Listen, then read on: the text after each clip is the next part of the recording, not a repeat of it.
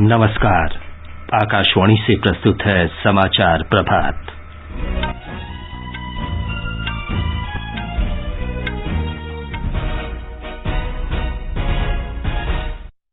कांग्रेस नेता चरणजीत सिंह चन्नी आज पंजाब के मुख्यमंत्री के रूप में शपथ लेंगे। ब्रह्म मोहिंदर और सुखजिंदर रंधावा उप मुख्यमंत्री होंगे। मध्य प्रदेश और झारखंड में स्कूल आज से फिर खुले। विदेशी संस्थागत निवेशकों ने सितंबर में भारतीय पूंजी बाजार में 16,000 करोड़ रुपए से अधिक निवेश किए। व्लादिमीर पुतिन की यूनाइटेड रशिया पार्टी ने संसदीय चुनाव में बहुमत बरकरार रखा। केंद्रीय मंत्री अनुराग ठाकुर देश में खेलों को प्रोत्साहन देने के लिए राज्यों और केंद्र शासित प्रदेशों के खेल मंत्रियों से चर्चा करेंगे। दुबई में आईपीएल क्रिकेट में चेन्नई सुपर किंग्स ने मुंबई इंडियंस को 20 रन से हराया और विराट कोहली ने इस वर्ष आईपीएल पूरा होने के बाद रॉयल चैलेंजर्स बेंगलुरु की कप्तानी छोड़ने की घोषणा की। समाचार प्रभात में चंद्रिका जोशी के साथ मैं विमलेंदु पांडे। देश भर में 18 वर्ष से अधिक आयु वर्ग के लिए सरकारी केंद्रों में निःशुल्क कोविड टीकाकरण अभियान जारी है। युवाओं से आग्रह है कि टीका जरूर लगवाएं और अन्य लोगों को भी इसके लिए प्रोत्साहित करें। जब तक आवश्यक न हो घर से बाहर न निकलें और सुरक्षा के 3 सरल उपायों का पालन करें। मास्क लगाएं, 2 गज की सुरक्षित दूरी बनाए रखें और हाथ और चेहरा साफ रखें। कोविड संबंधी जानकारी और मार्गदर्शन के लिए राष्ट्रीय हेल्पलाइन नंबर 011-2397-8046 और 1075 पर संपर्क करें। देश के 75वें स्वतंत्रता दिवस समारोहों के उपलक्ष्य में आजादी का अमृत महोत्सव के अंतर्गत सरकार अनेक गतिविधियों का आयोजन कर रही है। इस अवसर को जन उत्सव के रूप में मनाते हुए आकाशवाणी समाचार स्वाधीनता संग्राम और उसके गौरवशाली इतिहास पर विशेष प्रश्नोत्तरी कार्यक्रम शुरू किया है। ये क्विज 15 अगस्त 2022 तक प्रत्येक सोमवार और मंगलवार को समाचार प्रभात में शामिल होगा। भारतीय डाक विभाग अमृत महोत्सव क्विज में आकाशवाणी के साथ लॉजिस्टिक सहयोगी के रूप में शामिल हुआ है।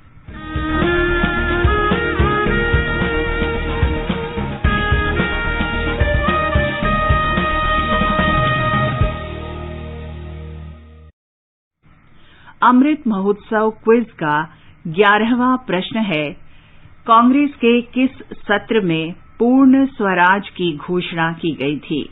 प्रश्न एक बार फिर सुने। कांग्रेस के किस सत्र में पूर्ण स्वराज की घोषणा की गई थी?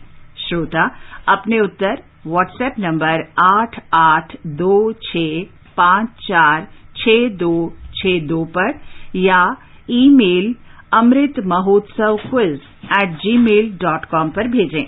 व्हाट्सएप नंबर एक बार फिर सुन लें, 8826546262। एक भाग्यशाली प्रतिभागी को विजेता के रूप में चुना जाएगा और कल के समाचार प्रभात में विजेता के नाम की घोषणा की जाएगी।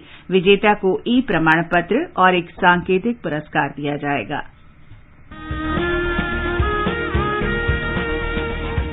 आजादी के 75 वर्षों का पर्व अमृत महोत्सव के पावन अवसर पर आकाशवाणी समाचार लेकर आया है अमृत महोत्सव क्विज। आप भी इस क्विज का हिस्सा बन सकते हैं। हमारे समाचार बुलेटिनों में पूछे गए स्वतंत्रता आंदोलन से जुड़े प्रश्नों का जवाब देकर। आपसे ये सवाल प्रत्येक सोमवार और मंगलवार को सुबह 8 बजे प्रसारित होने वाले बुलेटिन समाचार प्रभात में पूछे जाएंगे। श्रोता ईमेल amritmahotsav@gmail.com पर अपने जवाब भेज सकते हैं। जवाब के साथ आप अपना नाम, पता और फोन नंबर भी भेजिए ताकि विजेता बनने पर हम आपसे संपर्क कर सकें। विजेता का चुनाव ईमेल पर मिले सही जवाबों में से लकी ड्रॉ के माध्यम से होगा और इसकी घोषणा अगले दिन इसी बुलेटिन में की जाएगी। विजेता को प्रमाण पत्र के साथ एक उपहार भी दिया जाएगा। साथ ही विजेता का नाम हमारे ट्विटर हैंडल पर भी फ्लैश होगा। तो आइए मनाएं आजादी के 75 वर्षों का पर्व अमृत महोत्सव आकाशवाणी समाचार के साथ।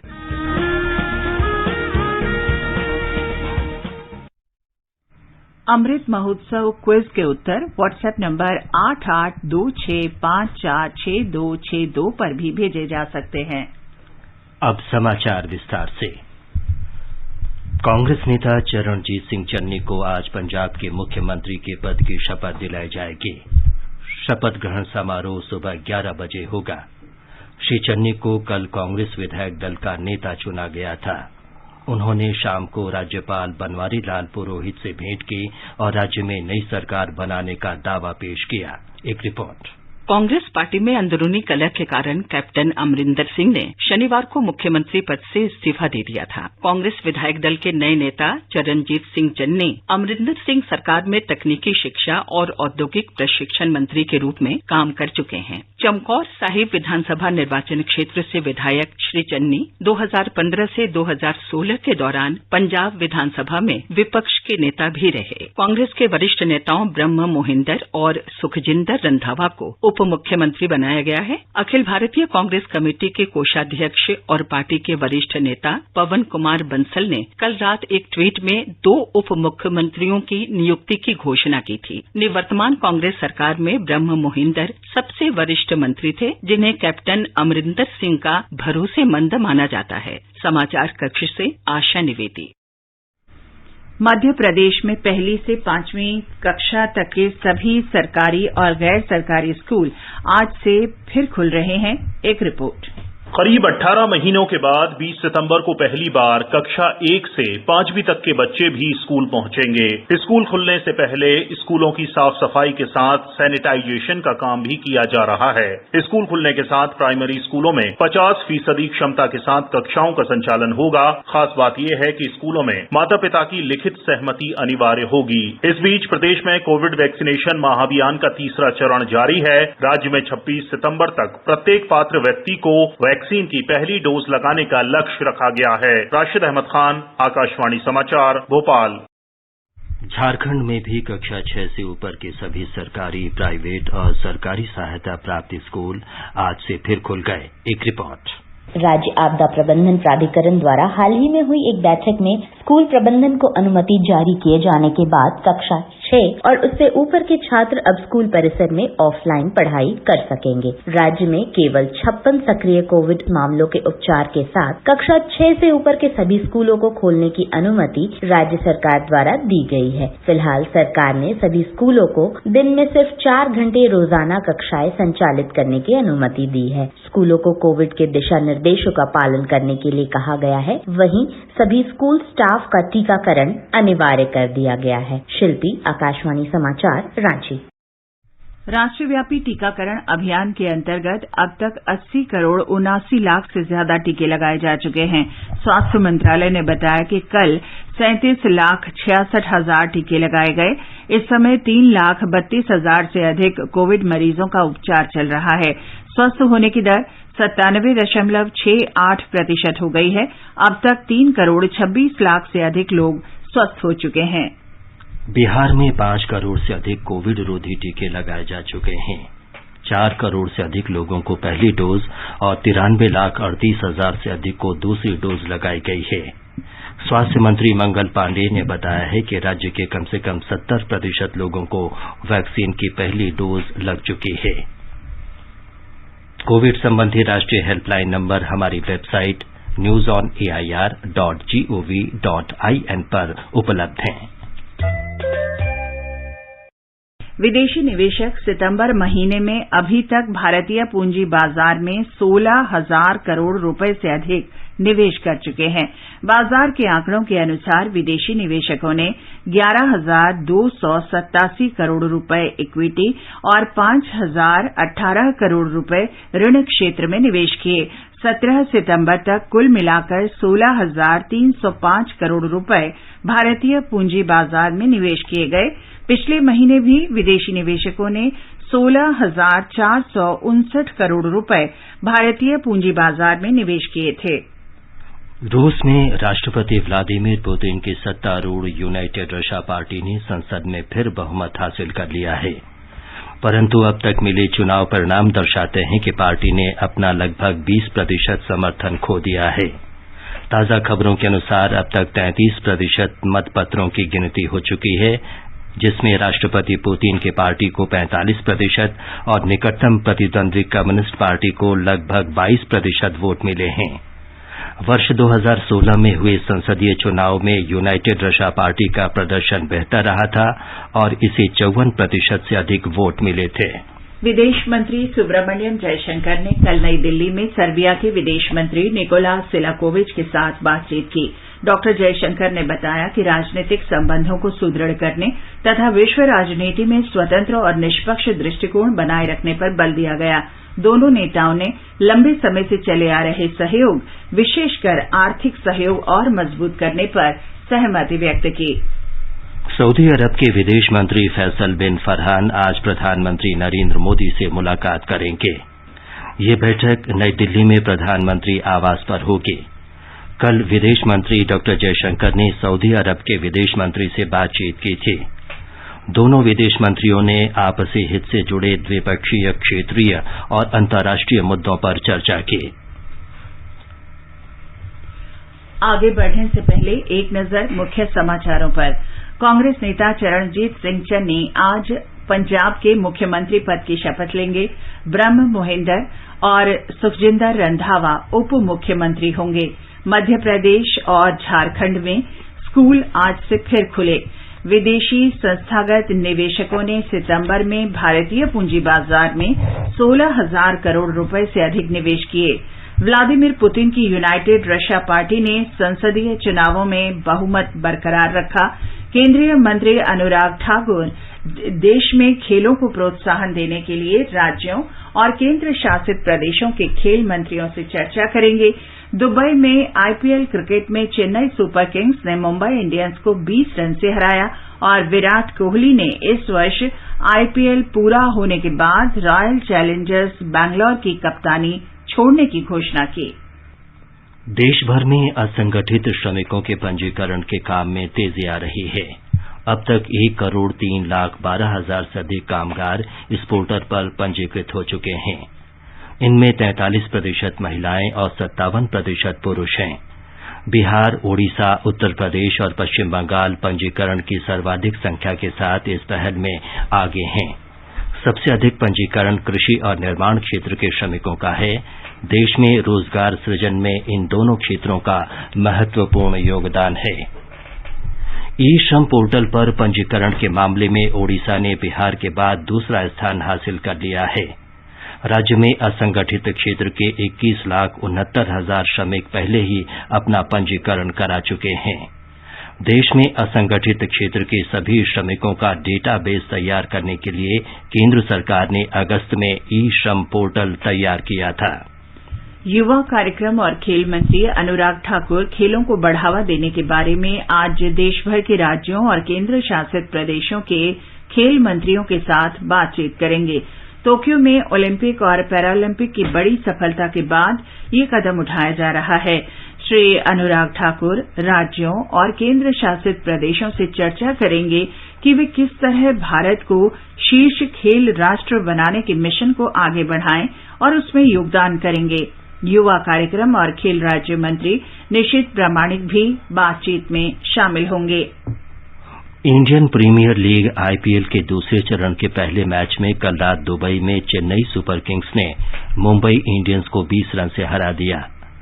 चेन्नई ने टॉस जीतकर पहले बल्लेबाजी करते हुए 6 विकेट पर 156 रन बनाए। मुंबई इंडियंस निर्धारित ओवरों में 8 विकेट पर केवल 136 रन ही बना सके। महेंद्र सिंह धोनी ने चेन्नई सुपर किंग्स की और रोहित शर्मा की अनुपस्थिति में केरॉन पोलार्ड ने मुंबई इंडियंस की कप्तानी की। इस वर्ष अप्रैल-मई महीने में आईपीएल कोविड महामारी की दूसरी लहर के बाद बीच में ही रोक दिया गया था। आईपीएल में आज अबू धाबी में कोलकाता नाइट राइडर्स का मुकाबला रॉयल चैलेंजर्स बैंगलोर से होगा। ये मैच भारतीय समय के अनुसार शाम 7:30 बजे शुरू होगा। विराट कोहली ने वर्तमान आईपीएल प्रतियोगिता के बाद रॉयल चैलेंजर्स बैंगलोर की कप्तानी से हटने की घोषणा की है। हालांकि उन्होंने कहा कि वे बैंगलोर की टीम में शामिल रहेंगे।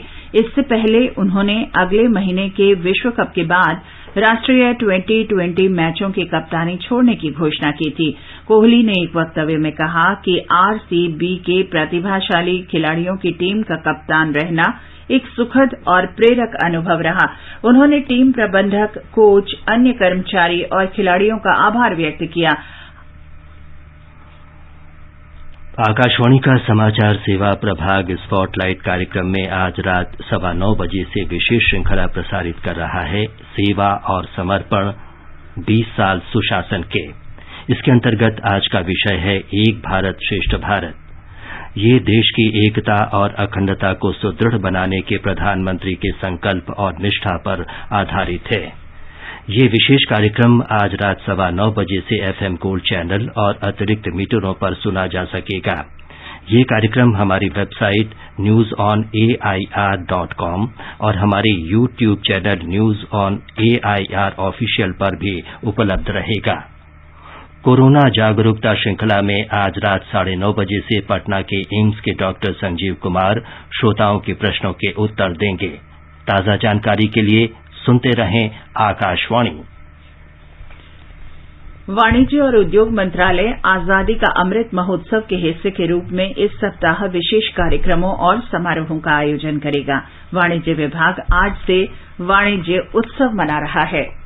वाणिज्य उत्सव 24 से 26 सितंबर तक होगा, जिसमें 700 से अधिक जिलों में निर्यातक सम्मेलन आयोजित होंगे। इसके अलावा विदेश व्यापार महानिदेशालय 100 जिलों में निर्यात और बाजार विकास सहायता तथा राज्य सरकारों के सहयोग से बड़े आयोजन करेगा। इनमें स्थानीय निर्यातकों और उद्यमियों के लिए विदेश व्यापार से संबंधित मुद्दों पर 2 से 3 घंटे के सत्रों का आयोजन होगा। भारतीय विदेश व्यापार संस्थान देश के 5 क्षेत्रों उत्तर, दक्षिण, पूर्व, पश्चिम और पूर्वोत्तर में 5 राष्ट्रीय सम्मेलन और प्रदर्शनियों का आयोजन करेगा।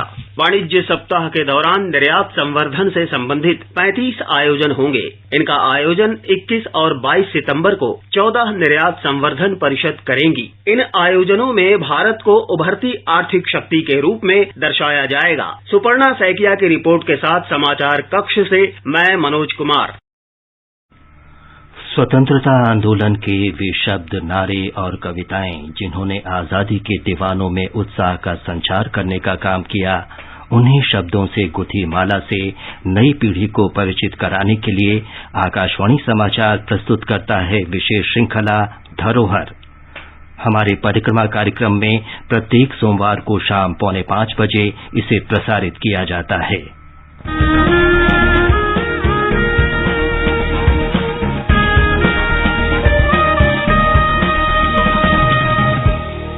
आजादी के आंदोलन के खजाने में ऐसे ढेरों शब्द जिन्होंने बदल दिए इतिहास। तारीख बदलने वाले लफ्जों पर आकाशवाणी समाचार ला रहा है विशेष कार्यक्रम धरोहर हर सोमवार।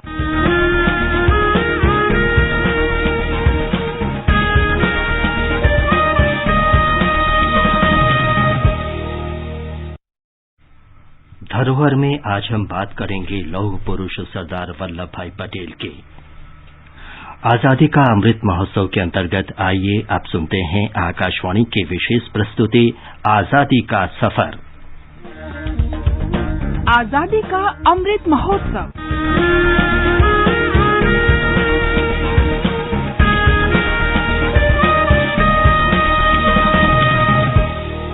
आजादी का सफर आकाशवाणी के संग एक राष्ट्र का जन्म। भारत का गौरवशाली स्वतंत्रता संग्राम आधुनिक विश्व के महानतम संघर्षों में से एक है।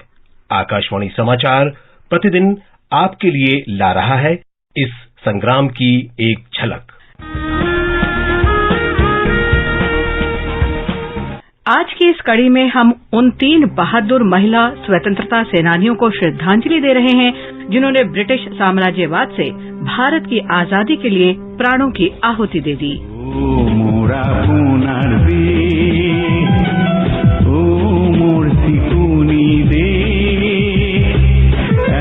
आज हम याद कर रहे हैं 1942 में आज ही के दिन मातृभूमि के लिए अपने प्राण न्यौछावर करने वाली 60 वर्षीय असम की शहीद भोगेश्वरी फुकनानी को।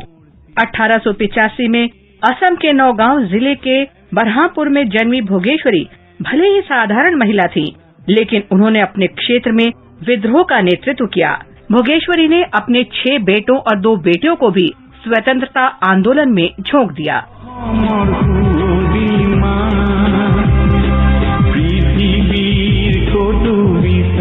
भारतीय राष्ट्रीय कांग्रेस के बरहमपुर कार्यालय पर ब्रिटिश सरकार के कब्जे के बाद क्रांतिकारियों ने हमला किया और सितंबर 1942 में वहां कब्जा कर लिया। हालांकि अधिकारियों ने बदला लेने और क्रांतिकारियों को कुचलने के लिए कैप्टन फिनिश के नेतृत्व में सैन्य बल भेजे।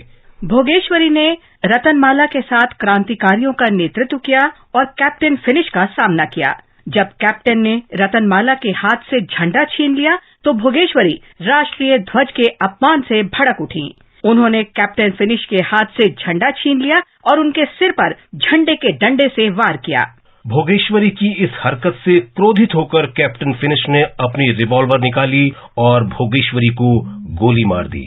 वो घायल होकर जमीन पर गिर गईं और 20 सितंबर 1942 को उन्होंने अंतिम सांस ली। भोगेश्वरी का बलिदान मातृभूमि के प्रति उनके अटूट प्रेम का जीवंत प्रमाण है। भोगेश्वरी का बलिदान इस बात का भी उदाहरण है कि देश के लिए अपना सर्वस्व बलिदान करने की कोई उम्र नहीं होती। भोगेश्वरी फुकाननी को हमारा नमन।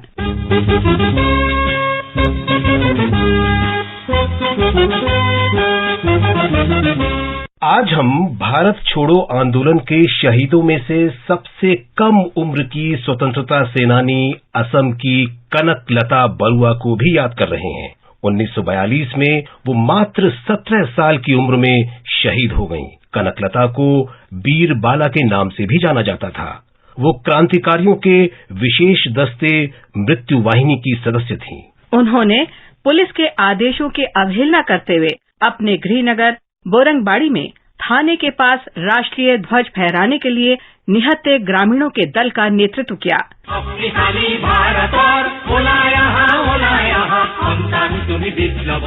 कनकलता जब झंडा फहरा रही थीं, तभी उन पर गोली चला दी गई, लेकिन गोली लगने के बाद भी उन्होंने झंडा ऊंचा रखा। उनके दिल में अपने महान राष्ट्र के लिए असीम प्यार और समर्पण था। 1997 में भारतीय तटरक्षक बल में शामिल किए गए पोत ICGS कनकलता का नाम उन्हीं के नाम पर रखा गया है। 2011 में गौरीपुर में उनकी आदमकद प्रतिमा का अनावरण किया गया था। जब भी आजादी की बात होगी, कनकलता जैसी साहसी वीरांगनाएं लोगों को प्रेरित करती रहेंगी।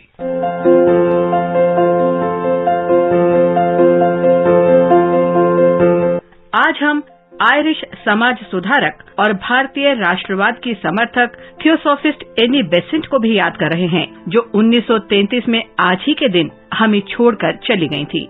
एनी बेसेंट ने लोकमान्य तिलक के साथ 1916 में all India home rule league की शुरुआत की।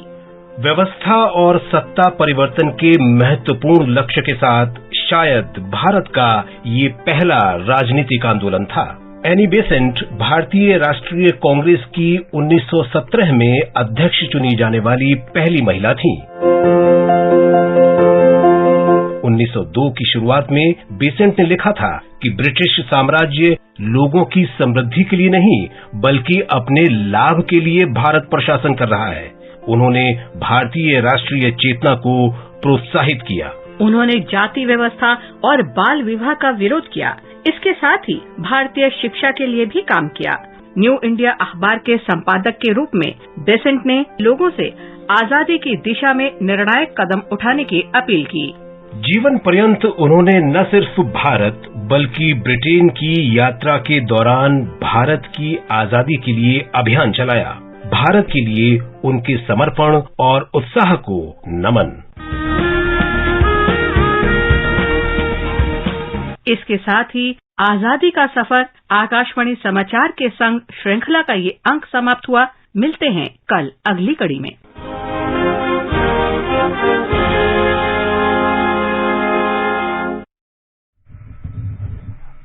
आकाशवाणी समाचार सुनते रहें और आजादी का अमृत महोत्सव में हमारे साथ शामिल रहें। और अब एक नजर मौसम पर। दिल्ली, मुंबई, चेन्नई और कोलकाता में आंशिक रूप से बादल छाए रहेंगे। जम्मू, श्रीनगर, गिलगित और मुजफ्फराबाद में कहीं कहीं बादल छाए रहेंगे। दोपहर बाद हल्की बूंदाबांदी हो सकती है। शिलांग, इम्फाल, कोहिमा, आइजोल, ईटानगर और गंगटोक में भी बादल छाए रहेंगे।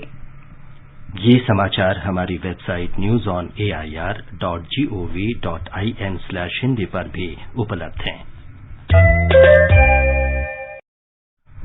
और चंद्रिका, आप बताएं कि आज के समाचार पत्रों में क्या विशेष है। जी विमलेंदु, पंजाब में कांग्रेस विधायक दल के नए नेता की घोषणा अखबारों की बड़ी खबर है। दैनिक ट्रिब्यून की सुर्खी है, चरणजीत चन्नी होंगे पंजाब के नए कैप्टन। पंजाब केसरी की टिप्पणी है, पंजाब की उथल पुथल का अन्य राज्यों पर भी असर, राजस्थान और छत्तीसगढ़ में भी देखो और इंतजार करो। राजस्थान पत्रिका की बड़ी खबर है, 1.5 साल बाद विदेशी पर्यटकों के लिए खुलेंगे दरवाजे, घरेलू उड़ानों में बढ़ोतरी, 5 लाख निःशुल्क वीजा जारी किए जाएंगे, 10 दिन में हो सकती है इसकी घोषणा। विमानन कंपनियों को 85% सीट क्षमता के साथ घरेलू उड़ानों के संचालन की मंजूरी। G20 देशों के कृषि मंत्रियों की बैठक पर राष्ट्रीय हिंदी दैनिक लोकसत्य ने कृषि मंत्री नरेंद्र सिंह तोमर के हवाले से लिखा है, पौष्टिक भोज्य पदार्थों का केंद्र बन रहा है भारत। बाजरा सहित अन्य पोषक अनाज, फल सब्जियों, मछली, डेयरी और जैविक उत्पादों सहित पारंपरिक खाद्य पदार्थों को फिर से लोगों के आहार में शामिल करने पर जोर दे रही है सरकार। बुलेटिन समाप्त करने से पहले अमृत महोत्सव क्विज का आज का प्रश्न एक बार फिर सुन लीजिए। कांग्रेस के किस सत्र में पूर्ण स्वराज की घोषणा की गई थी? आप अपने उत्तर व्हाट्सएप नंबर 8826546262 पर या ईमेल amritmahotsavquiz@gmail.com पर भेजें। आकाशवाणी के साथ अमृत महोत्सव क्विज में भाग लेकर स्वतंत्रता की 75वीं वर्षगांठ के आयोजन में आप शामिल हों। अंत में मुख्य समाचार एक बार फिर। कांग्रेस नेता चरणजीत सिंह चन्नी आज पंजाब के मुख्यमंत्री के रूप में शपथ लेंगे। ब्रह्म मोहिंदर और सुखजिंदर रंधावा उप मुख्यमंत्री होंगे। मध्य प्रदेश और झारखंड में स्कूल आज से फिर खुले। विदेशी संस्थागत निवेशकों ने सितंबर में भारतीय पूंजी बाजार में 16,000 करोड़ रुपए से अधिक का निवेश किया। व्लादिमीर पुतिन की यूनाइटेड रशिया पार्टी ने संसदीय चुनाव में बहुमत बरकरार रखा। केंद्रीय मंत्री अनुराग ठाकुर देश में खेलों को प्रोत्साहन देने के लिए राज्यों और केंद्र शासित प्रदेशों के खेल मंत्रियों से चर्चा करेंगे। दुबई में आईपीएल क्रिकेट में चेन्नई सुपर किंग्स ने मुंबई इंडियंस को 20 रन से हराया और विराट कोहली ने इस वर्ष आईपीएल पूरा होने के बाद रॉयल चैलेंजर्स बेंगलुरु की कप्तानी छोड़ने की घोषणा की। इसके साथ ही समाचार प्रभात का ये अंक समाप्त हुआ। नमस्कार।